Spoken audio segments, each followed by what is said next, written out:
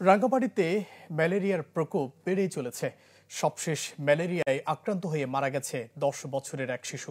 বিস্তারিত জানিয়েছেন সহকর্মী জিয়াউল হক। সারা দেশে ডেঙ্গু প্রকোপ বাড়লেও রাঙামাটি যে কয়েকটি উপজেলার মধ্যে আমরা লক্ষ্য করেছি যে ম্যালেরিয়ার প্রকোপ দিন দিন বাড়ছে। এর মধ্যে গতকাল শনিবার রাঙামাটি সদরের বন্দুকভাঙ্গার 11 বছরের এক শিক্ষার্থীর মৃত্যু হয়েছে ম্যালেরিয়া আক্রান্ত হয়ে।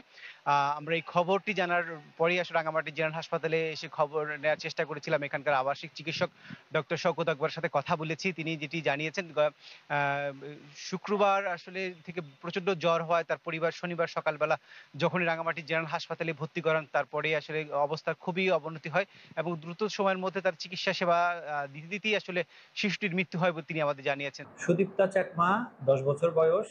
সে গত শনিবার রাঙামাটি জেনারেল হাসপাতালে জরুরি বিভাগে আসে।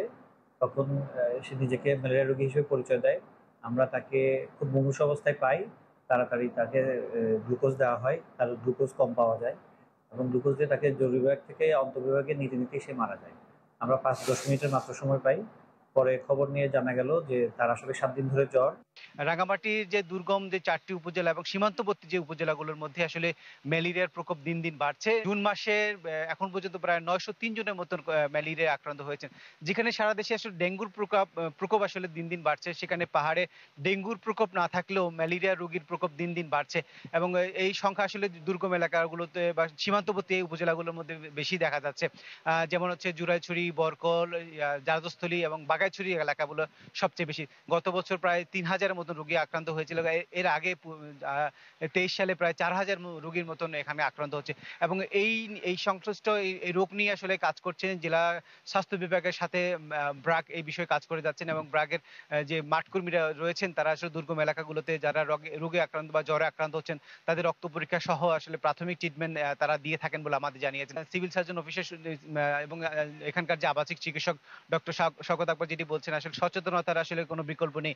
যদি স্থানীয় মানুষ যদি সচেতন না হয় এবং রাতের বেলা এবং দিনের বেলা যদি মশা কামড় থেকে নিজেদেরকে নিরাপদ না রাখে, আসলে এই রোগ থেকে আসলে আসলে মানুষদের আসলে রক্ষা পাওয়াটা খুব কঠিন হয়ে যাবে এবং যাদেরই আসলে জ্বরে আক্রান্ত হবেন যেসব রোগী, তাদেরকে দ্রুত সময়ের মধ্যে ম্যালেরিয়া এবং ডেঙ্গু পরীক্ষা করার জন্য তারা আহ্বান জানিয়েছেন এবং স্বাস্থ্য বিভাগের পক্ষ থেকে এবং রাঙামাটি জেনারেল হাসপাতালে সব ধরনের ব্যবস্থা রাখা আছে বলে তিনি আমাদের জানিয়েছেন।